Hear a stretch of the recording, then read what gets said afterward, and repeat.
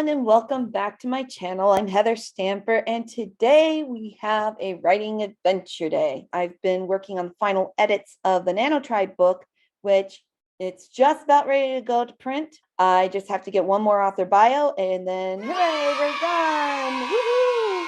So that's been eating up a lot of my time. Today, I'm going to attempt something, and it's either going to be crazy awesome or it's going to be dull as paint drying, and you will never see this.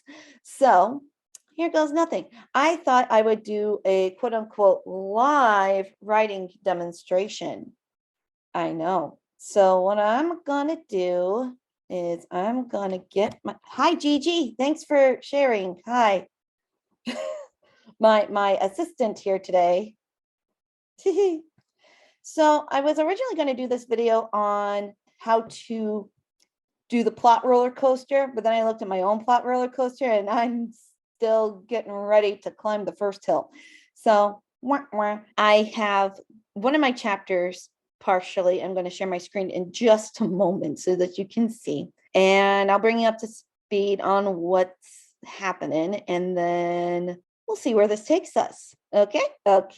As you remember, Libby, the half-sister, is the one telling the story, and there's the Jiji ear. Hi, baby. And she is going to the field trip to medieval times, and her dad's a chaperone, which is already embarrassing enough, and her two half-brothers, the 10-year-old twins, Mark and Anthony, are going along with, and she is afraid of dying of embarrassment. So here's what we have right now. Parking was insane. Libby's father got into an argument with the parking attendant over prices. Excuse me, I don't think I heard you correctly. It sounded like you said $20 to park the car, he said. And I can already see. Thou heard correctly, my lord, said the young man wearing red and yellow livery. 'Tis 20 for of your realm's currency to park in the Holy Grail lot. The attendant pointed to the section closest to the entrance. What are the prices for the other lots? 15 for the Round Table, 12 for Sir Galahad, 10 for Sir Lancelot, 8 for Sir Gawain, and 5 for the Spoony Bard. Their dad laughed. The Spoony Bard? That's not Arthurian. That's Final Fantasy reference. The attendant looked nervous. Me lord, a line of horseless carriages formeth behind you. Please choose a parking lot. Should get free parking for knowing about the Spoony Bard. Their dad handed over a $5 bill and received an event map. The attendant slapped the sticker on the corner of the windshield. Continue down yonder path, my lord, and ye shall be guided to thy destination. Enjoy your stay at medieval times. The Spoony Bard was so far from the main gate that they thought the Spoony Bard lot was so far from the main gate that they thought that the park would close, for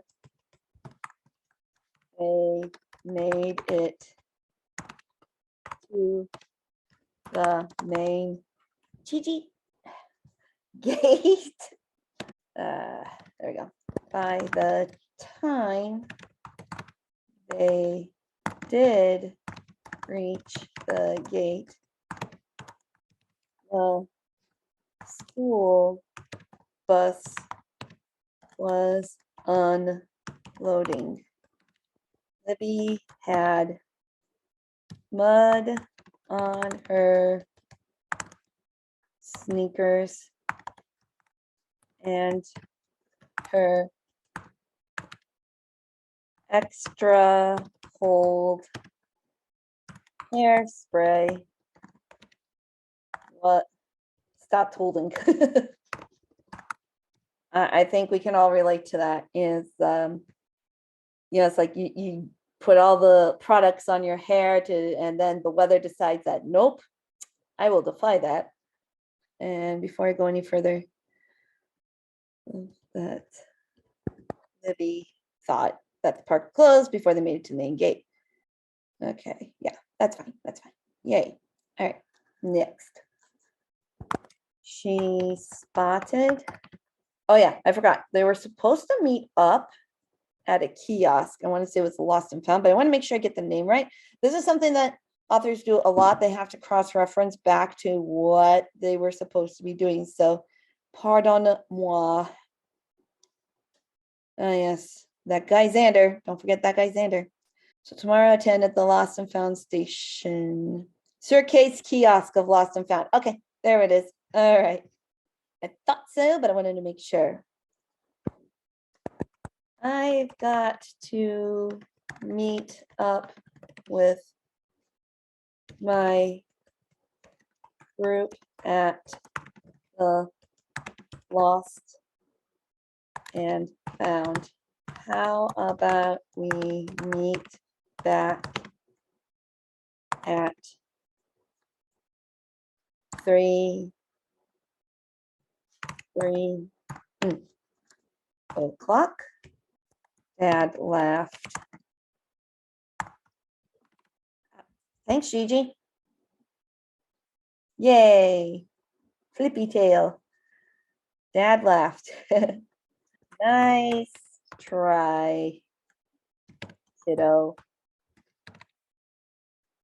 I can't chaperone if I'm not with your group. We'll all go together and figure out the itinerary.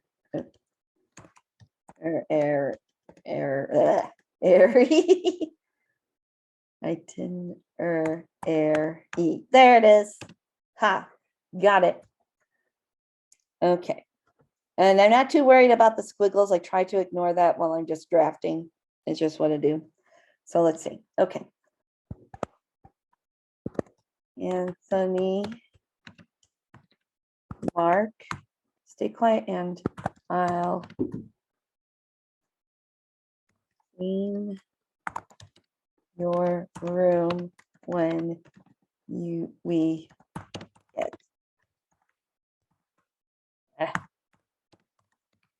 Sometimes my E key sticks a little. Need to get that cleaned. All right. Stay quiet and I'll clean your room when we get back. The boys grinned and nodded. Anthony made like he zipped his lips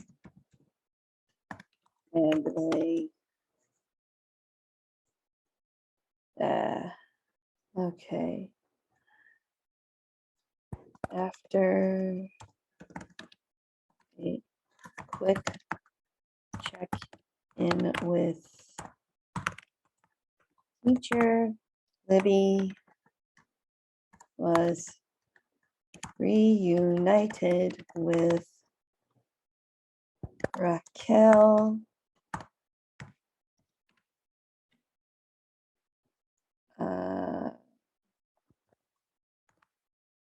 Brixton and that guy Xander. Xander was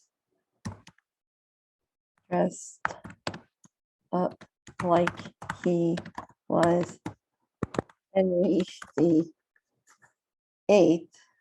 I should do the Roman numerals. Complete with hosiery and feathered cap. It takes, oh wait, I should put in there. Boys started to giggle, but Libby gave them a death stare and they quieted to a snicker. It takes a lot of dedication and confidence to pull off such Freud, such a bold statement. Such a bold statement. See, I need a space there. There we go. I'm pretty sure. I'm not positive on that. There's going to be mistakes. Don't hurt me. It's okay. That's why it's called the first draft. All right.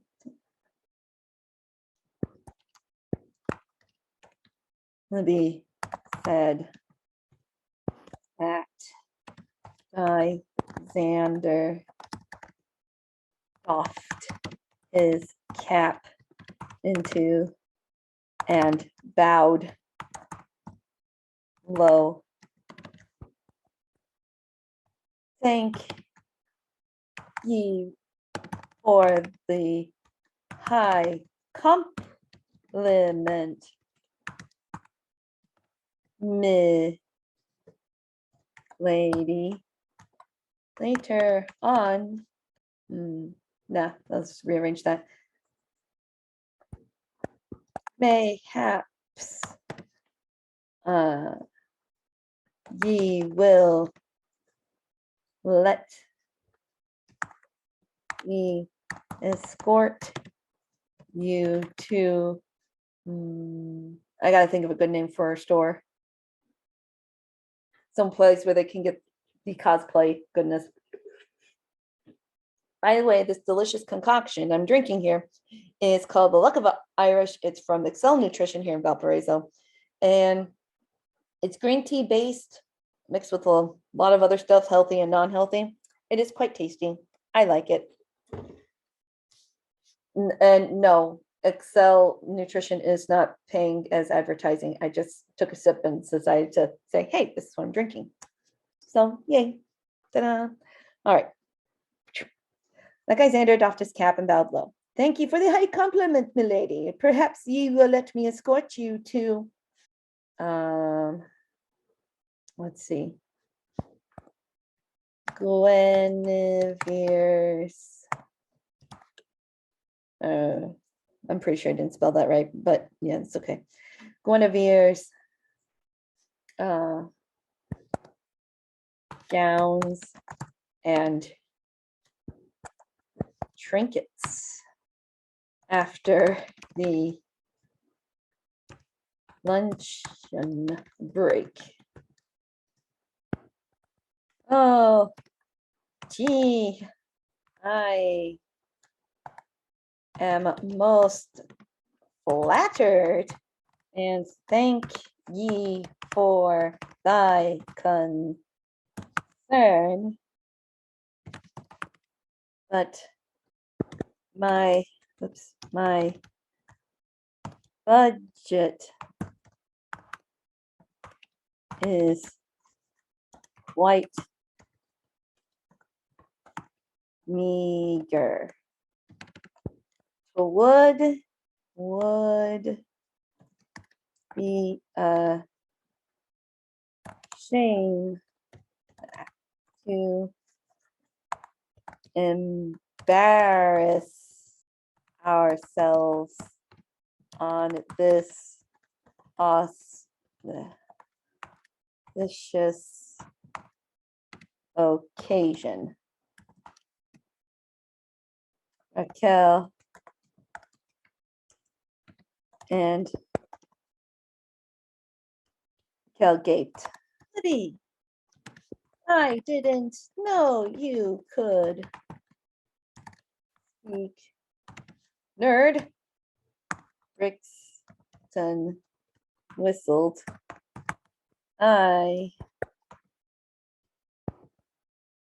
Impressive. But what did you say? Anthony spoke up. Oh, I should have that guy Xander go somewhere else. Or let's give him a parting line here. The Royal Treasury be lacking. I understand. I shall shout Speak to thy goodly father to see to increase thy revenue. That guy Xander, you can put a period there, nodded, gave a quick bow and traipsed. He's the type of guy that would traipse over to where the father was consulting the map with the teacher. Hang on a second. I'm going to double check on the name of the teacher. I hate going to saying the teacher. Give me 1 second. Editing. Hooray. Mr. Cranford. That's right. Cranford. See, it's been a while, so sorry about that. And Libby, I didn't know you could speak, nerd. Brixton whistle. Impressive, but what did you say? Anthony spoke up. She tried to let him down easy by saying she was broke. I should change that. Adjusted his glasses. She tried to let him down easy by saying she was broke. Mark was still let loose the tent up laugh, did a sweeping bow. Oh, my lady dog half. If yon test over yon bothers you again, say the word and I'll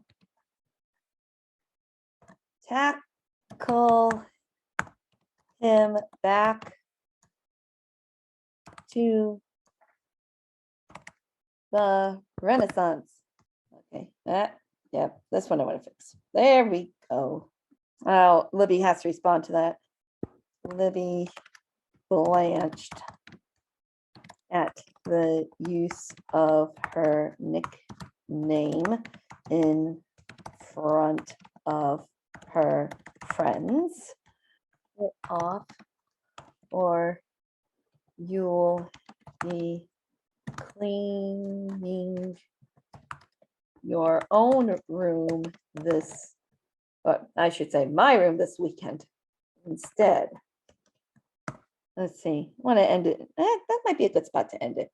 Yeah, I'm just doing enough so that I can get something for the writers group tomorrow because I've been slacking. I may leave off the title until I have a better idea of where I want to go with this. I'll just say part 1. There we go. And then name it later. So, okay, I'll read back over what I've got to give context and see if it sounds good. And then I will send it off to my husband, who is one of the moderators, and he dispenses all of the things to everybody. So here we go. The parking was insane. Libby's father got into an argument with the parking attendant over prices. Excuse me, I don't think I heard you correctly. It sounded like you said $20 to park the car, he said. Thou heard correctly, my lord, said the young man wearing red and yellow livery. 'Tis 20 of your realm's currency to park in the Holy Grail lot. The attendant pointed to the section closest to the entrance. I should say the main gate. What are the prices for the other lots? 15 for the round table, 12 for Sir Galahad, 10 for Sir Lancelot, 8 for Sir Gawain, and 5 for the Spoony Bard. Their dad laughed. The Spoony Bard? That's not Arthurian. It's a Final Fantasy reference. The attendant looked nervous. My lord, a line of horseless carriages formeth behind you. Please choose a parking lot. Instead of look nervous, the attendant's voice cracked. There you go. Word choice. Should get free parking for knowing about the Spoony Bard. Their dad handed over a $5 bill and received an event map. The attendant slapped a sticker on the corner of the windshield. Continue down yonder path, my lord, and ye shall be guided to thy destination. Enjoy your stay at medieval times. The Spoony Bard lot was so far from the main and gate, that Libby thought the park would close before they made it there. Don't want to be too repetitive. This is why you double check people before they got there. By the time they did reach the gate, the school bus was unloading. Libby had mud on her sneakers, and her extra hold hairspray stopped holding. I've got to meet up with my group at the Lost and Found, so how about we meet back at 3 o'clock? Dad laughed. Nice try, kiddo. I can't chaperone if I'm not with your group. We all go together and figure out the itinerary. Anthony, Mark, stay quiet and I'll clean your room when we get back, Libby said. The boys grinned and nodded. Anthony made like he zipped his lips. After a quick check-in with the teacher, Mr. Cranford, Libby was reunited with Raquel Brixton and that guy Xander. That guy Xander was dressed up like he was Henry VIII, complete with hosiery. That guy Xander was dressed up like he was Henry VIII, complete with hosiery and feathered cap. The boys started to giggle, but Libby gave them a death stare and they quieted to a snicker. It takes a lot of dedication and confidence to pull off such a bold statement, Libby said. That guy Xander doffed his cap and bowed low. Thank ye for the high compliment, milady. Mayhaps ye will let me escort thee, because he would go that far, to Guinevere's gowns and trinkets after the luncheon break. Oh, gee, I am most flattered, and thank ye for thy concern, but my budget is quite meager. 'Twould be a shame to embarrass ourselves on this auspicious occasion. Ah, the royal treasury be lacking, I understand. I shall speak to thy goodly father to increase thy revenue. That guy Xander gave a quick bow and traipsed over to where Libby's father was consulting the map with Mr. Cranford. Raquel gaped. Libby, I didn't know you could speak nerd. Brixton whistled. Impressive, but what did you say? Anthony adjusted his glasses. She tried to let him down easy by saying she was broke. Mark let loose the pent-up laugh and did a sweeping bow. Oh, me lady Darkhalf, if yon pest over yonder bothers you again, say the word and I'll tackle him back to the Renaissance. Libby blanched at the use of her nickname in front of her friends. Knock it off, or you'll be cleaning my room this weekend instead. I'm going to italicize my. And there you have it. So, let me stop the share. So there we go. Complete with Jiji interruptions, a part of my writing process and madness here. So I don't know if this was entertaining to you guys or not. Please let me know in the comments below. If you like these types of videos, please click like, subscribe, and dingling the notification bell, and I will see you in the next video. Take care, everybody. Bye-bye.